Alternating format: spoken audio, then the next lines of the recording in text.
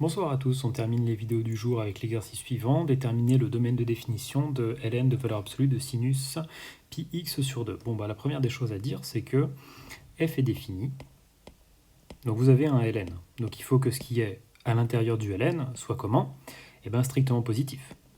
Donc si valeur absolue de sinus pi x sur 2 est strictement positif.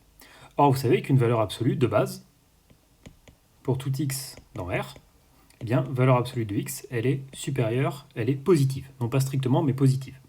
Donc en fait, cette fonction, elle est définie, sauf quand la valeur absolue s'annule. F est définie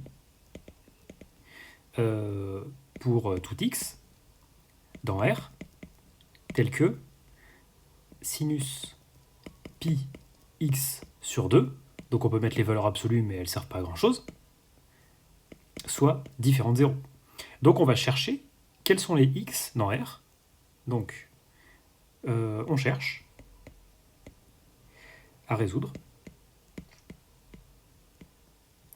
sinus pi x sur 2 égale 0. Et on va exclure les valeurs qu'on va trouver.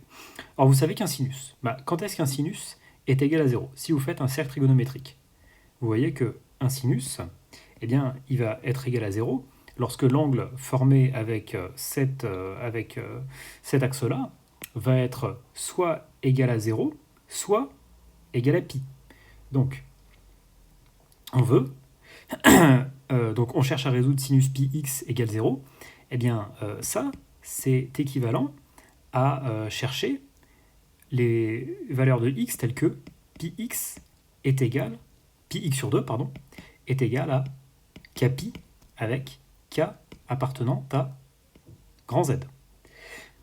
Ça, eh ben, vous avez tout à fait le droit de dire que c'est équivalent à ce que x soit égal à, donc vous divisez par pi sur 2 de deux côtés, ça vous fait 2k pi sur pi, c'est-à-dire 2k, k dans z.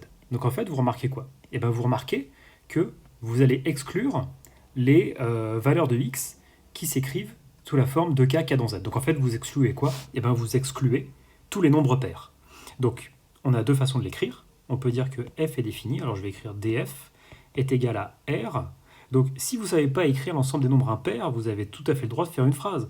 df est égal à l'ensemble des réels sauf les nombres pairs. Parfait, ça vous aurez les points. Ensuite, ce qui sera un peu plus attendu, c'est d'écrire que c'est l'ensemble des... on va écrire 2x avec x appartenant à z, donc vous pouvez l'écrire comme ça en compréhension. Et si vous êtes un peu plus à l'aise, eh ben, vous savez que l'ensemble des nombres pairs, eh ben, on peut tout simplement l'écrire 2z. Et voilà pour cet exercice. Non, pas de crochet ici, évidemment. Donc voilà pour ça. J'espère que cet exercice est clair.